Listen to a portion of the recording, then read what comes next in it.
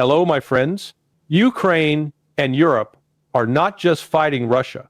They are also maneuvering against the United States, and more specifically, against Donald Trump, even as they still depend on American power, money, weapons, and intelligence. That is the central contradiction of this moment. On the one hand, Kiev and the European elites want to keep the war going on terms that fit their ideological narrative. No concessions to Moscow, no loss of territory, talk of future NATO membership and security guarantees. On the other hand, they are trying to marginalize the one American president who is clearly signaling that he wants to get out of this quagmire, refocus on China, and radically scale back Washington's role in Europe. They want all the benefits of American support without accepting the basic strategic reality that Russia's core demands are non-negotiable and that there is no sustainable peace plan that ignores those demands. If you strip away the rhetoric, there is no deal on the table. Moscow has made it abundantly clear what it requires. A neutral Ukraine, no NATO on its borders, recognition of Russian control over territories it has annexed, and an end to the West's use of Ukraine as a battering ram against Russia. Kiev and the Europeans reject all of that out of hand. From the Russian point of view, these are existential issues and therefore non-negotiable. From the Western point of view, they insist those same points are also non-negotiable.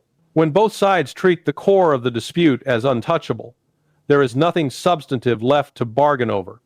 That is why all this talk about peace plans, frameworks, and 28-point proposals is theater. Trump can fly envoys in and out, European leaders can hold conferences and issue communiques, but in the end, this conflict will be settled where it has effectively always been decided. On the battlefield, by force of arms, not at a conference table. Trump, for his part, has been remarkably consistent on one fundamental point.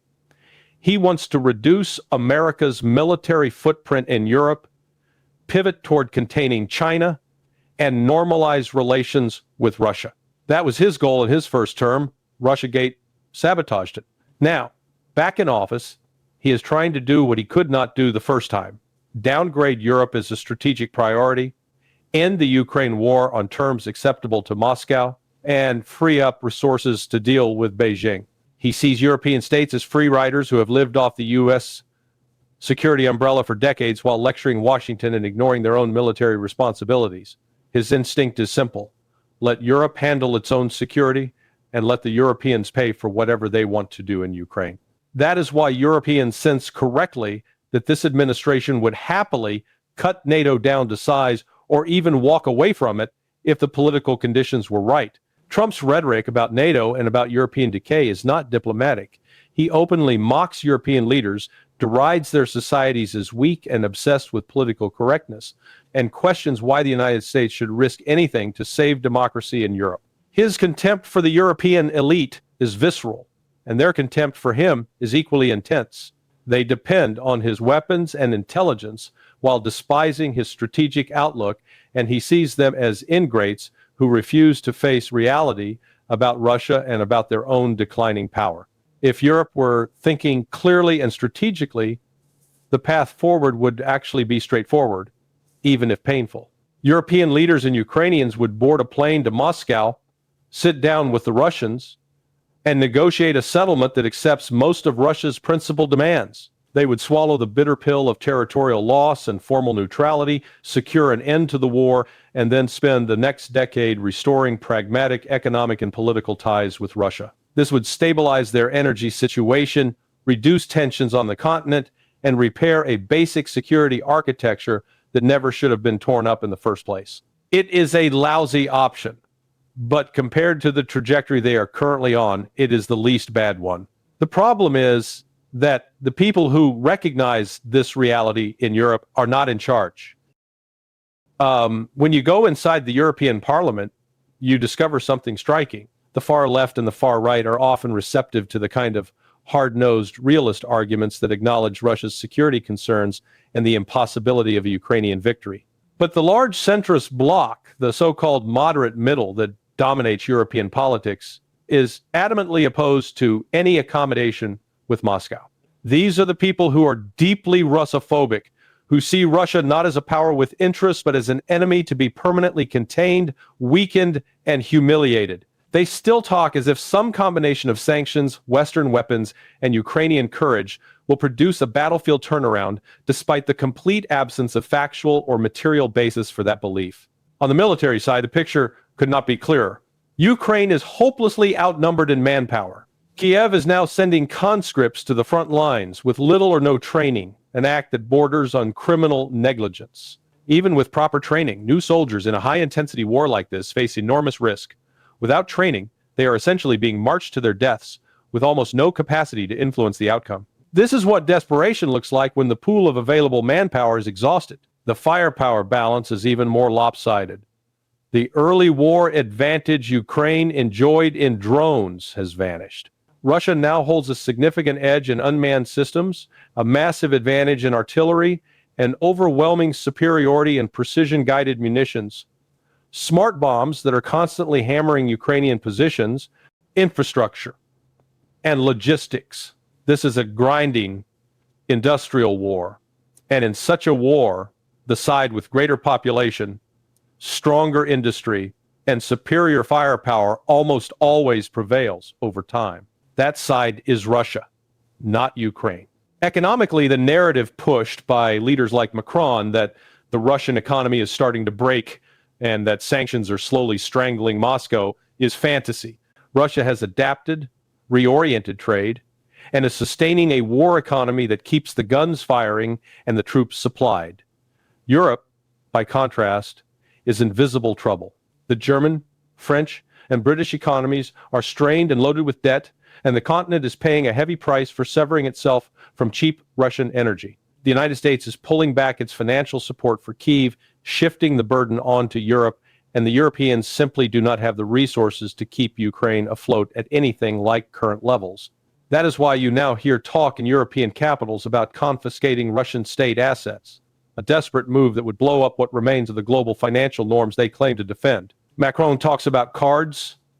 Europe still holds financing, weapons, training programs, sanctions, pressure, and some imagined convergence between Washington, Brussels, and Kiev on a final settlement that preserves Ukraine's territorial integrity. But these cards are illusions. There is no evidence that Russia's economy is collapsing. There is no evidence that Ukraine can fight its way back to the borders of 1991. There is no basis for the idea that security guarantees can be extended to Ukraine without either placing NATO troops directly on the front lines, risking nuclear escalation, or admitting that such guarantees are hollow. Yet European leaders cling to this rhetoric because the alternative is to acknowledge that they have led their publics into an unwinnable war and sacrificed Ukraine on the altar of their ideological obsessions. The tragedy is that an off-ramp once existed. In the early weeks of the war, Moscow approached Kyiv with an offer to negotiate. The aim was simple: keep Ukraine out of NATO and address Russia's basic security concerns. President Zelensky agreed to talks, and the Istanbul negotiations in March-April 2022 made genuine progress. At that point, Ukraine still had a functioning army, had not yet lost vast swaths of territory, and Russia's minimal war aims had not escalated. Zelensky himself understood that ending the war quickly could spare his country enormous suffering. Then came the Anglo-American intervention. Western leaders, most visibly the British Prime Minister, persuaded Zelensky to walk away from Istanbul. They sold him a story. Ukraine could defeat Russia on the battlefield. Sanctions would cripple the Russian economy. The West could bleed Russia white at low cost to itself. Zelensky chose to believe that story. He abandoned the negotiations, aligned fully with Washington and London, and locked his country into a long war that Ukraine was never equipped to win. That decision was catastrophic. Once Kyiv walked away from Istanbul, Russian goals escalated. Moscow annexed 4 additional regions on top of Crimea and began explicitly speaking about turning Ukraine into a dysfunctional rump state, something far beyond its initial objective of simple neutrality. If the Russian military can achieve it, Moscow will likely take control of a large chunk of Ukrainian territory, including key cities and access to the Black Sea. The territorial and strategic losses Kiev now faces are far greater than anything that was on the table in spring 2022. By refusing a compromise then, Zelensky ensured a far harsher reality later. Today, the prospects for a negotiated settlement are dramatically worse than they were at the start of the war. Ukraine is demographically and economically shattered. Millions of its people have fled. Hundreds of thousands of soldiers are dead or maimed. Infrastructure has been destroyed, and large portions of its territory are either occupied or under constant threat. At some point, the full human and material cost will become known, and when it does, people will be stunned. They will ask why their leaders chose this path when a less disastrous option was once available. NATO itself is heading toward a strategic humiliation. When the war ends with a Russian victory, whether that victory is rapid or gradual, it will be impossible to conceal the fact that the most powerful military alliance in history, backed by the United States and the entire collective West, could not defeat Russia in Ukraine. The blame game has already begun. European elites are positioning themselves to say they had Russia on the ropes, that sanctions were working, and that Ukraine was holding its own until Trump bailed out and refused to sustain the war effort. Trump, for his part, is carefully structuring his policies so he can say, this was Joe Biden's war, Europe's war. I provided weapons when Europeans paid for them. I offered help under conditions they refused, such as secondary sanctions that they would not match. Each side is already drafting its excuses for the defeat that is coming. Overlaying this entire mess is a profound crisis of trust in Western societies. Most people no longer believe their governments or their mainstream media when it comes to major foreign policy issues, whether Ukraine or the Middle East. The public sees a small set of approved voices, generals, security, experts, pundits, repeating the same talking points, insisting that victory is around the corner, that sanctions are working, that Russia is isolated, that Ukraine can hold out indefinitely. People compare that narrative to what they see with their own eyes, and the gap grows wider with every month of war.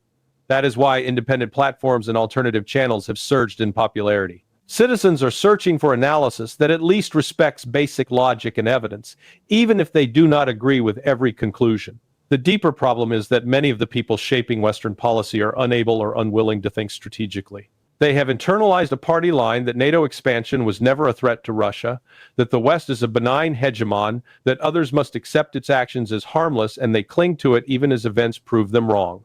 The refusal to admit that pushing NATO right up to Russia's borders would inevitably provoke a severe backlash is not merely a moral failure, it is a strategic one. Any serious student of statecraft could see that treating Russia's core security concerns as illegitimate was a recipe for confrontation, yet questioning NATO expansion became taboo, and those who did so were marginalized instead of being engaged. This is how we arrived here. A proxy war in which Ukraine is being systematically destroyed, Europe is being weakened, and Russia is on track to achieve most of its objectives. While the very people responsible for this disaster wrap themselves in the language of democracy, human rights, and rules-based order. They will tell you that perseverance will pay off, that some new weapons system or financial package will turn the tide, that the Russian economy is about to crack. They have been saying some version of that for years. None of it has materialized. The hard truth is that under current political leadership in Kyiv and in most European capitals, there is no viable diplomatic exit. The only real off-ramp was deliberately burned at Istanbul. The battlefield will decide the outcome, and all the fundamentals, manpower, industry, geography, political will, favor Russia. The longer this continues, the worse the final settlement will be for Ukraine, and the more damage will be done to Europe's economy and security. When the dust settles, the Ukrainian people will be left to count their dead, bury their illusions, and ask why their leaders chose maximalist fantasies over painful but realistic compromise. Europe will face a hostile Russia on its doorstep, a fractured alliance, and depleted economies. And in Washington, those who drove this policy will look for scapegoats rather than admit that they gambled with another nation's fate and lost. None of this was inevitable. It was the result of deliberate choices above all. The choice to ignore Russia's clearly stated red lines, the choice to expand NATO to Ukraine's doorstep, and the choice to torpedo a plausible peace in early 2022 inches, the hope of inflicting a strategic defeat on Moscow. That gamble has failed. Until Western elites and Ukrainian leaders accept that basic fact and begin from there, they will continue to march down the same road, dragging Ukraine with them toward a defeat that was both predictable and, at least once, avoidable.